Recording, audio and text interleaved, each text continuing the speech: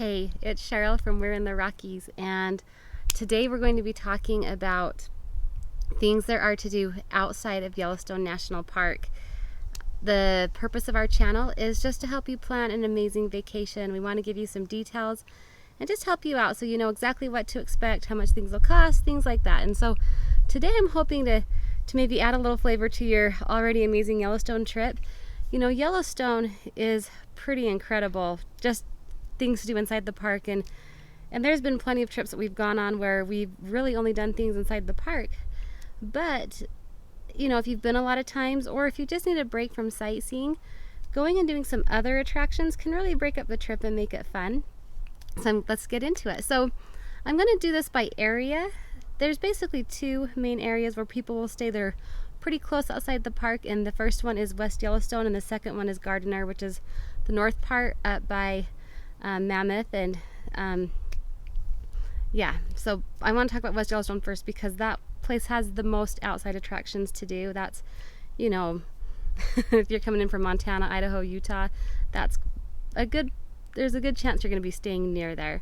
So the first thing I wanted to mention was the Playhouse.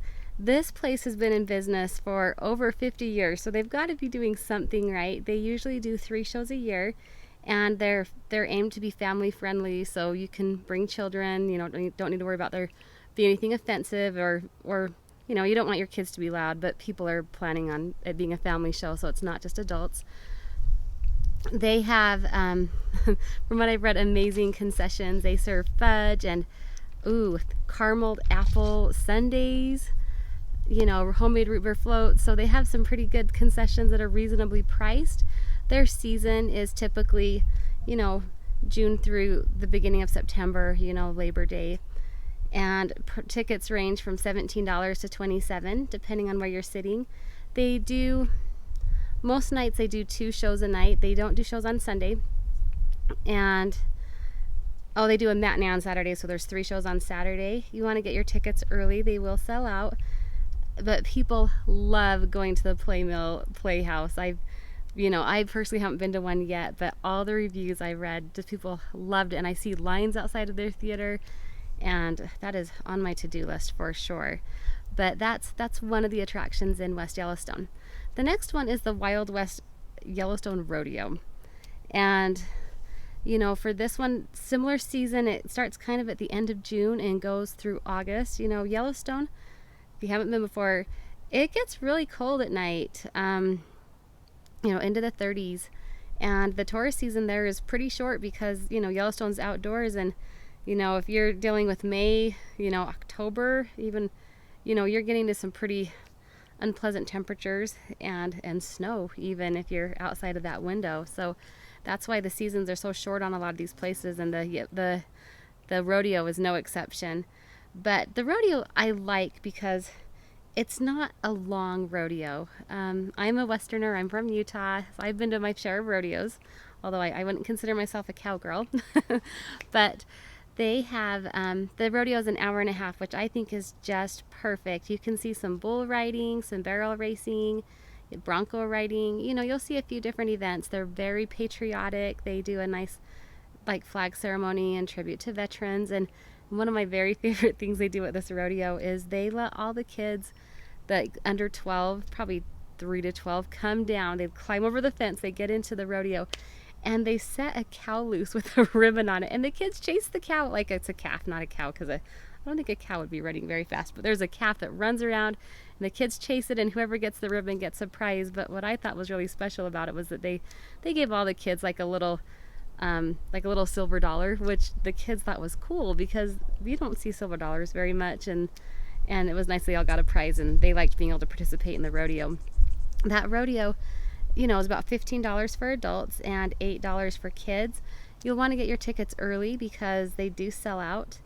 They do have concession stands at the rodeo, but they only take cash there. So bring your cash if you want to get something to eat. They'll take credit cards for other things, but not, the concession must be run out from a different company. But the rodeo, they also do trail rides, and the trail rides are super cool. We did that this year, and it's a pretty small trail ride, which makes it nice. You're in a small group. They only have 9 horses right now that they'll take out on the trail ride.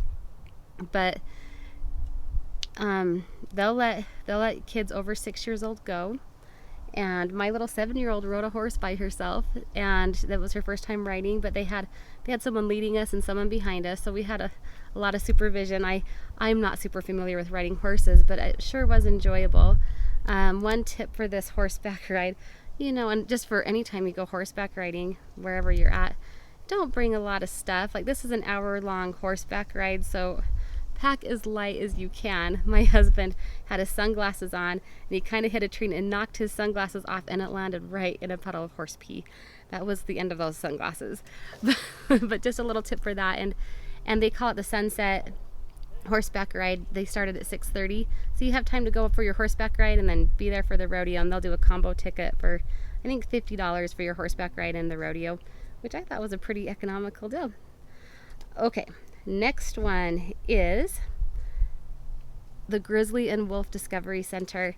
This is right in the middle of West Yellowstone. This place is open year-round, like including Christmas Day. Like, they are open 365 days a year.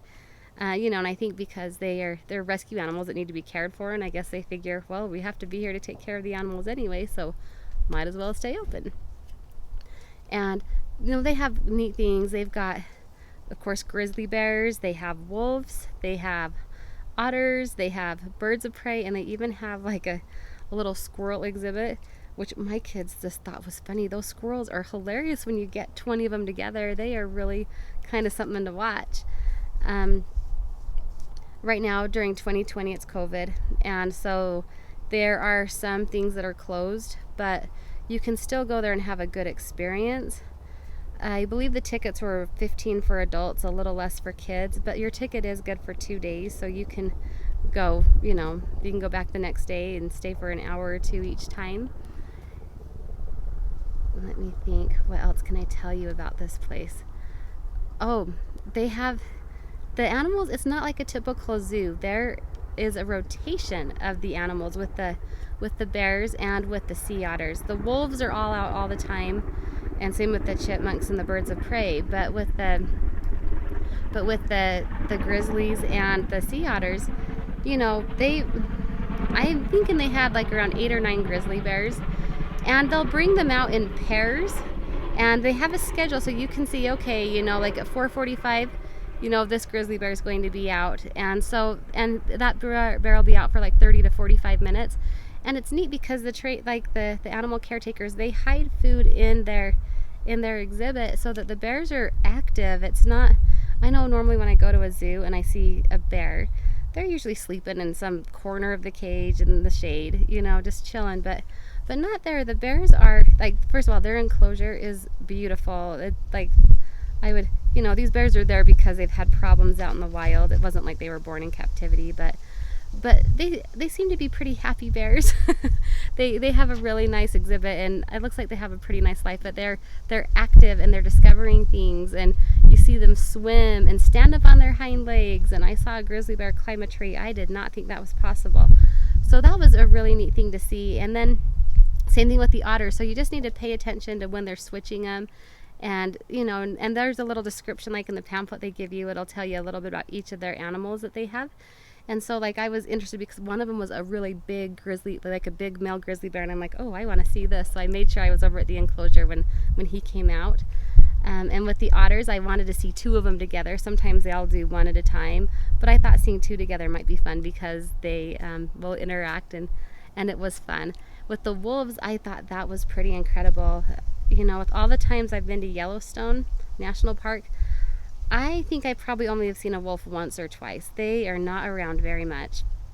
And so getting to see those wolves was quite an opportunity. There was they have them in three different enclosures because they're different packs. Wolves are pack animals and they don't always get along, so they had them in their packs. But there was one that was a family, a mom and a dad and 4 cubs that had been born in April, so they were just 3 months old, and they were incredible. It was so neat to see them interacting and playing, and it was quite an experience. So, recommend the wolf and grizzly, or the grizzly and wolf experience. Okay, and just one other thing to know about this. This is kind of a small park. It's not, you can probably see it in an hour or two. It's not big, unless you really, really want to look at the animals. and they charge about $15 for adults to get in there. And I didn't see any food really available. They have a little gift shop, but it was COVID season and we did have to wear masks in there. So there's that. Okay, now on the other side of the Grizzly and Wolf is the West Yellow, it's Bear World, and that's in Rexburg, Idaho. So if you're coming in from any entrance of the park and not driving through the West, Rexburg probably would be really out of your way. However, the Bear World is incredible. So this is kind of like a drive-through preserve. So you pay your entrance fee and you drive your car through Bear World, and there's free roaming grizzlies, black bears, elk, bison, wolves, and it's lots of fun. My kids have loved it. And then once you drive through, and by the way, you can drive through it more than once. In fact, I recommend it. Drive through it a couple of times and give your kids the video camera. They will love that, taking their own footage of the bears. One time we went through when a bear was like licking not our steering wheel, but our tire. And so it's kind of fun to see all those bears around there. And there is this really majestic male albino elk that's out there that is just incredible. Like, an albino elk? Where did this guy come from? And he has his harem of female elk. But after you go and drive through, you can park and go into the place, and in there is a petting zoo, and the petting zoo has baby goats, baby deer, chickens, a pig, and the kids really enjoy doing that. You can buy, they have little machines out there where you can buy food for the deer and feed them out of your hand, and that's really, really kind of cool. You have to be careful. One time, our little 2-year-old got launched into the air by a baby goat, just kind of got right underneath his bum and launched him into the air. So sometimes those little goats are feisty. There's also a moose you can see. And after that, there's also a big enclosure of bear cubs. They keep the bear cubs in there because male bears will attack the babies. So they have their own little area, and it's really fun to watch those baby bears, wrestle around. And for like an extra fee, you can bottle feed a baby black bear. I think it's around $55 when I recorded this. And then after that, there's also, I don't want you to think this is like a big amusement park, because it's not, but they do have a few rides for kids that are included in the price to get in, and they're aimed at children age 3 and up, so 36 inches tall, and they're kind of, there's like picnic areas in the middle, and then there's rides surrounding it. So as a parent, you could sit in the shade and watch your kids go from ride to ride if your kids are a little older. And our kids loved it. Like, they loved kind of getting to be their own person and go on the rides, and that was a real selling point. Now, kind of the drawback to the Bear World is it is a little pricey. It's around $25 for an adult, and not too much less for children or seniors. You can pay by the car load, which might save you a little bit of money. There's a max of 7 people in your car, and it's $100. But such a fun thing. Like, our family's been there multiple times because we like it so much. So, and they're open seasonally. They are not open in the winter. So, you're looking through May through, Memorial to Labor Day is kind of around where Bear World's open. Okay, next one is rafting. Rafting is so much fun. We love it. And although there's no rafting allowed in Yellowstone National Park, so you're going to have to do it outside. And the biggest one you'll hear about is rafting the Snake River, and that's kind of through the Jackson Hole area, which is 2 hours away. And that's where you can get like your whitewater high adventure. That's where you're getting the big swells. And so, and I'm not going to get into companies because there's tons of them. But my only tip on the river rafting is, if you're wanting like that high adventure raft, make sure you go on a guided tour. My family, we don't ever use these tour companies because we own our own raft. But, have respect for the river. Even a place that looks calm could turn pretty dangerous. But there are other places that are not quite as dangerous where you can take your family. Like, if you are in the Madison area, or there's a Madison River near Bozeman, Montana, which is more family friendly. And in fact, on that one, I think that's one that people tube down. So you could rent a tube and go down there. And the Shoshone River in Cody is another scenic one. You can also do scenic ones in Jackson, so don't misunderstand. And there's also river rafting in Gardiner, which I'll talk about a little bit later. But Okay, next thing, earthquake/Hebgen Lake. There's some really pretty lakes outside the parks. We're still talking West Yellowstone area. We've camped there a few times, but Quake Lake happened in 1959. There was a big earthquake, and it was kind of a tragic story. No one knew what would happen, but when it happened, it created a giant lake. And it's still very evident now. If you walk out to that lake, it's kind of eerie because there are just trees everywhere, just poking up. Like you wouldn't think that this happened 60, 70 years ago, but it did, and there's still plenty of trees poking up in that lake. And then there's Hebgen Lake. They have really good dry fly fishing. They say they don't recommend doing the typical fishing because there's so many trees in the lake. But if you stay on the surface, there's good fishing there. Okay, the Yellowstone Giant Screen. There is an IMAX Theater in Yellowstone, which actually shows, there's, of course, the Yellowstone movie that covers the park, and it's 40 minutes long. But they also show like new movies. So if you wanted to catch a feature film that just barely got released, you can see that too. And the screen is humongous. I did a little bit of research, and a typical movie theater screen could be, I don't know. I think the one at the Yellowstone Theater is like 60 by 80, where a normal one could be like 30 or 40 by 60. So it's quite a bit bigger, so you can get that big experience. A few complaints I've heard about the movie is that they feel like it's a little dated, like maybe something they watched in school in the 1970s, and it is shorter. But you could go definitely see a feature film, and I'm sure that even if you're seeing the Yellowstone one, that's still their most popular one, and getting some good shots of the park would be pretty amazing. That's going to cost you, a seat there is $12 to $16 for a feature film. They have premium seating, which is like the nice leather chairs and the ideal spots, and it comes with a free popcorn, so it might be worth it for you. Okay, Yellowstone Big Gun Fun. This place looks amazing. Next time I go, I am definitely taking my boys there. I'm a mom of 3 boys. And they have all sorts of guns. They've got like semi-automatics. They've got a gun from the Civil War. They've got a lot of choices. Packages, I think, range from 30 to 55.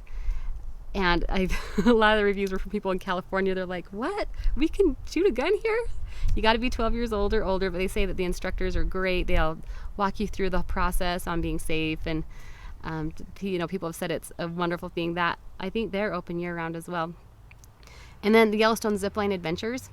Yellowstone Zipline Adventures is a humongous, really cool park. You've got to be at least 6 years old to go on the big course and 4 years old to go on the little course. And in order to go on the zip lines, you have to complete this giant ropes course that is quite difficult, requires a lot of upper body strength.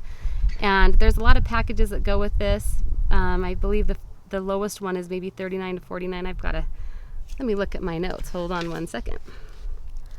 Okay, $49 to $99 is kind of what their ranges were on that. And what, depending on the package, it might be 2 hours, it might be the entire day, or it might be the entire day with privileges to leave and come back. There is a package that if you leave, you don't get to come back and use it again. And anyway, the zipline park looks pretty cool. Okay, now let's move on to the northern part of Yellowstone. Like if you're up in the Mammoth area and the garden there, there's not nearly as many things to do there, not nearly, but there are still some fun things to do that are unique, like Yellowstone Hot Springs. Yellowstone Hot Springs has 3 pools. There's the hot, the medium, and the cool. The cool's in the 60s, the medium's like 98 to 100, and the hot's like 103 to 105. Beautifully landscaped, really relaxing. Whenever I go to Yellowstone, I think, oh, that hot pot looks so relaxing. I want to climb in, but here you actually can do that. So, runs about $18 per person. Some people have complained that's a little expensive, but also a year-round facility, so you can go check that out. And then the last thing I wanted to mention was the Yellowstone Heritage and Resource Center. So this might not appeal to the average Joe, but if you're a history geek like me and Matt are, then you'll want to go check it out. They have collections, archives, a research lab,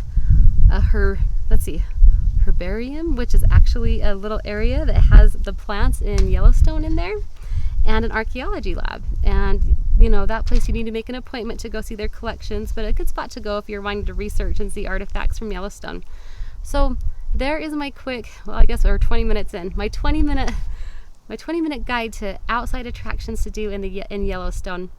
You know, I guess my take is, go see the park. Those are natural things that are amazing that you won't see anywhere else, but it is a grueling trip. And so if you can fit one of these extra things in, especially if you have teenagers or small kids, you know, just a little break from the sightseeing is pretty welcome usually, especially if it's like the, you know, getting in the water, that's nice, or I'm sure shooting a gun would be pretty fun. So I've actually compiled all this information onto a quick reference sheet that is on our website. So go ahead and click on it and go visit that. Also, please subscribe. We have lots of videos on Yellowstone and other places in the Rockies. And watch this next video for our complete guide, and I'll tell you about the things we actually choose to go do when we go into Yellowstone. Thanks, and have a great day.